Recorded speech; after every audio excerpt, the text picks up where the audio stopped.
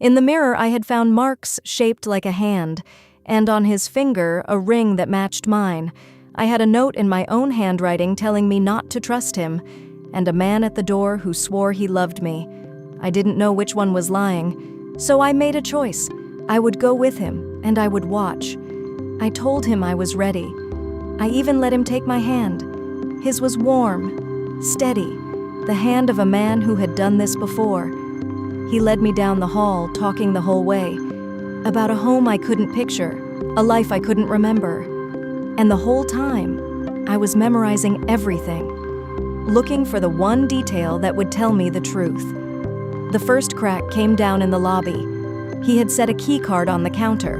While he spoke to the clerk, I turned it over. There was a name printed on the sleeve, a reservation, but it wasn't his name, and it wasn't mine. A stranger had booked that room, a name neither of us had spoken, and he had never once mentioned it. I slipped it into my pocket and said nothing, and that was when my fingers found something else. Folded paper, a second note, in the same handwriting as the first. Mine. I waited until he looked away, and I read it.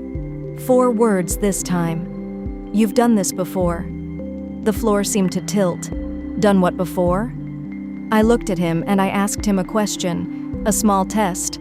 I asked him where home was. He said the name of a city gently, like it was obvious. But an hour earlier, in that room, he had said a different one. His story had moved.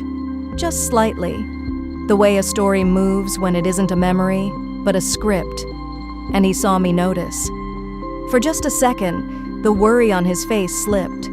Underneath it was something patient, something cold, something that had been here before too. Then the kindness came back like a light switching on. You're tired, he said. Let's get you upstairs. Upstairs. Back to the room I had woken in, the one a stranger had booked. I told him I needed a moment alone. He didn't like it, but he let me go. And this time, I didn't look in the mirror. This time, I searched.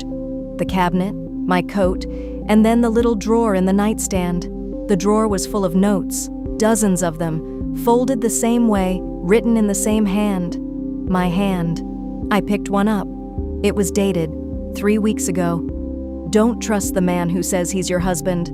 I picked up another, a different date, the same 6 words, and another, and another. I had woken in this room before, many times, and every time I had left myself the exact same warning. Then a knock at the door, his voice soft as ever. Everything all right in there? And in my hand, a new note, blank, not yet written.